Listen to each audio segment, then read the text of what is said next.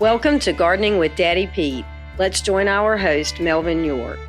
Good afternoon, everyone, and thank you for tuning in. This is Melvin York, and you're listening to Gardening with Daddy Pete. Today, I'd like to talk to you just a little bit, maybe do some reminders of fall tips. This will be more fall tips or a reminder of things to do that you may forget. This time of year, I know that weeds are growing at their best. Insects are wide open between squash bugs, bagworms, caterpillars, you name it, aphids, it's all going on. So just remember to be a scout, be a scout, be a scout. Be careful if you compost your material to adding some of your plant or your old plant material into your compost bin, because you may be composting a bunch or setting up a perfect scenario to launch insects for next year. Now, when I talk about scouting, I'm talking about look under the leaves, the stems, down around the ground, on top of the leaves, see what's going on around you. You'll see your dreaded stink bugs, squash bugs. They're going to lay the eggs underneath the leaves of your squash vines, your pumpkin vines, cucumber vines, cantaloupe vines. These are all the ones they're going to go after. Again, you will find those culprits even on green beans. You'll see, and I've seen many a times that the stink bugs have go there on green beans, tomatoes. If you see those little dots in your tomatoes, if you look around, you 9 times out of 10 have a infestation of stink bugs. Now, there's a way to do that. Of course, you can do a chemical.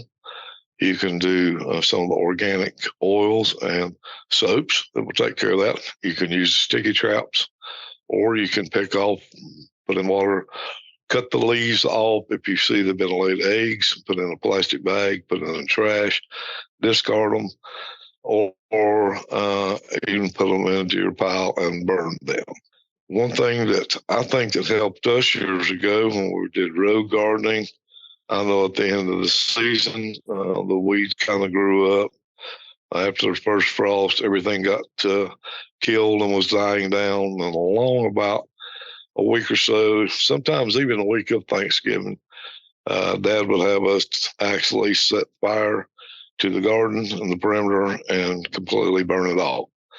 That did take a lot of the, burn up a lot of the weed seed. It did a lot of the insect eggs. Also, it put some ash back into the garden from the plants. And it just seems like that we did not have the problem with insects that we do have now in some of our gardens. So these are things that you need to look at. Be that scout. Again, I want to talk about at the end of the season, we've got things coming on.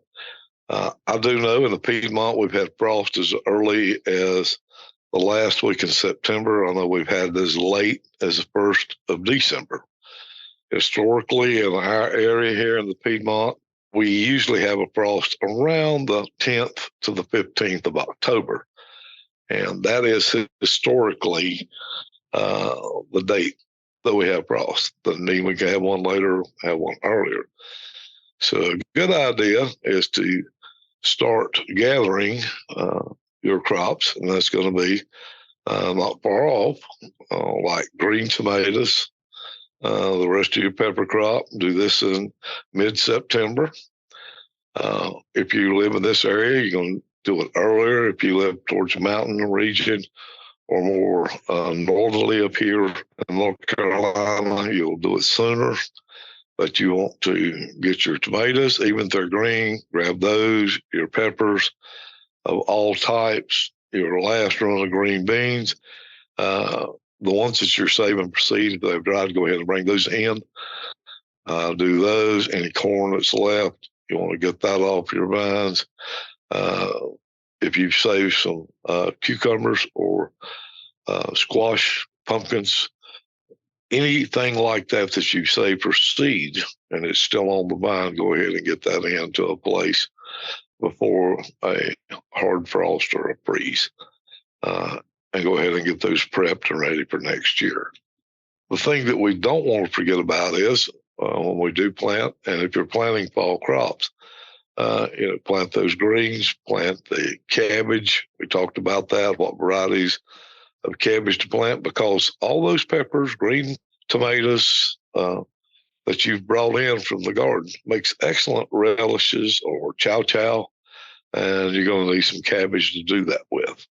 If the tomatoes ripen up too soon, if you hold them right till you do here in the frost stage, if you're somebody like me that keeps up with the weather, then let them keep growing, let them stay green. Grab them just right before frost. That gives your cabbage a good chance to come on, and then it will actually give you several more weeks, and you get to use the peppers and the tomatoes in your chow chow, your relish, or whatever that you can make that with. Another thing you can do, even a lot of people like fried green tomatoes. You can make pickles with them. I know a lot of people that do that. You can even freeze those green tomatoes and use them in your soups and your stews, or you can just let them hang out on a kitchen table somewhere around the sun. Put a card table out next to a sunny place inside the house and let them go ahead and ripen. And you can do that again. You can eat them like they are, use them for salsa, or you can actually can or freeze them. So let's just give you a few good ideas.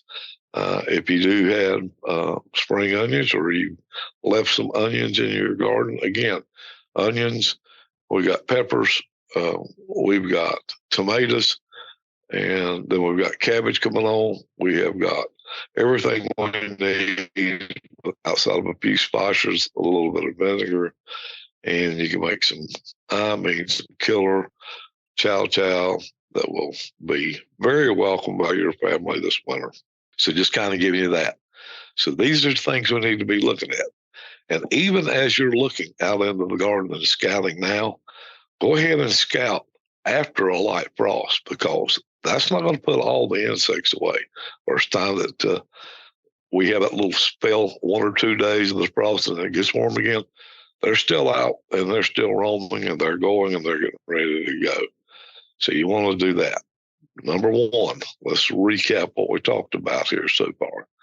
Number one, do not put your old vegetable vines in your compost bin unless you know for certain that they are insect and disease free. Now, that's another big thing. If your tomatoes is taking wilt, if you have scab or problem with some of your plants, if something doesn't look right, maybe you've had a lot of rot on something that may have been actually from a generic problem instead of the surrounding situation, make sure that those vines and all get thrown away or burnt. Do not compost them. Keep in mind, your compost is going to be no better than what you put in it. You're not going to get anything out of that compost any better than what you put in.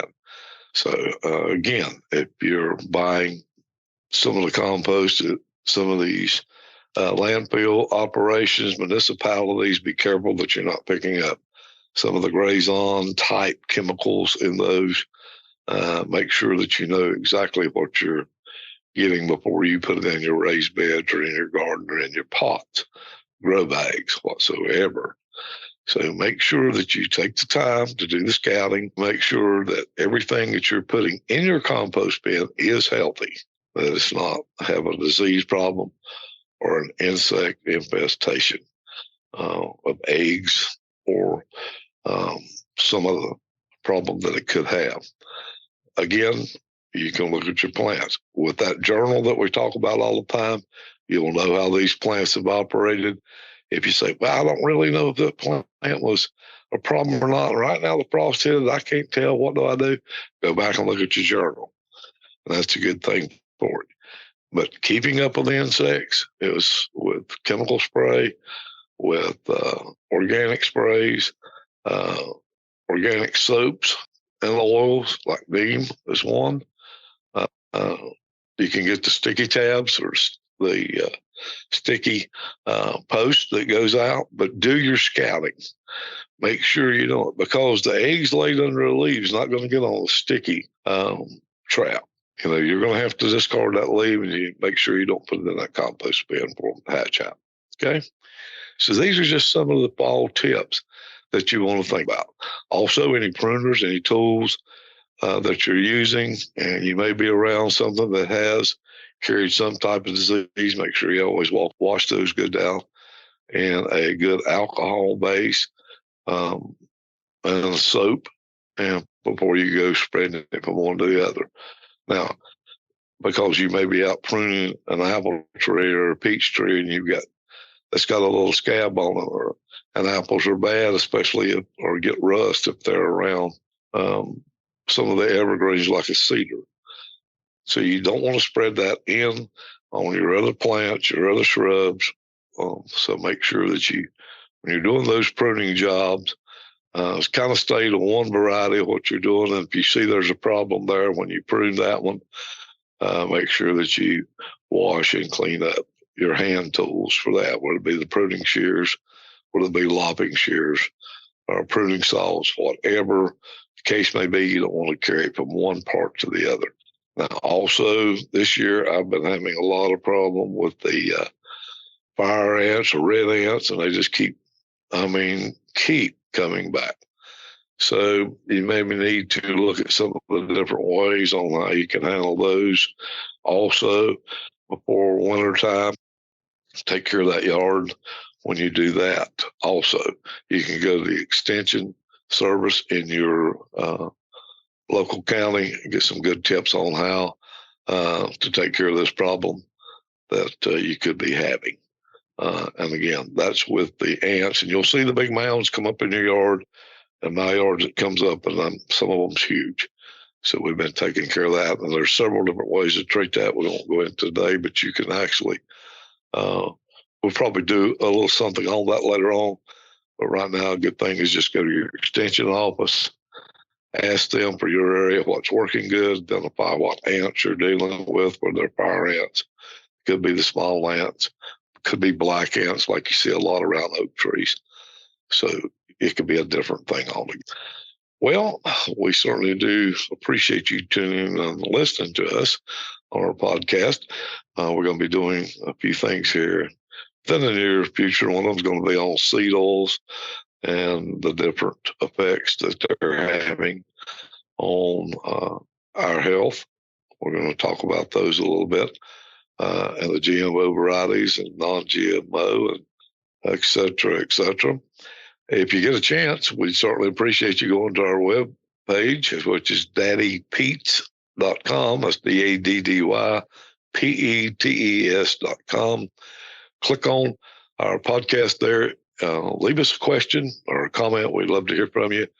If you're looking for a certain topic and you need some more information on it, look under the archive of the podcast there, and we got the topics all titled for you. You can go on and click on those. Also, sign up for our monthly newsletter. We don't sell or share your email address. That goes from us to you, and that's it. And we would like for you to get the monthly gardening tips, and that helps you. Some great recipes on there also.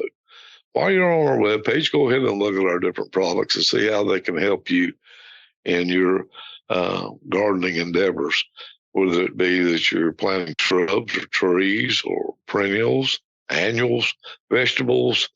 What are you doing? Herbs. What are you doing? Row gardening. What are you doing? Raised beds, pots, grow bags, inside pots. We can help you with all. So take just a moment and look there. And also, you can look and find a dealer near you that sells Daddy Pete's products. Well, I hope everyone has a great day today and a great night. I do, again, appreciate you listening to us here on Gardening with Daddy Pete. So until next time, I'm your host, Melvin York. Happy gardening.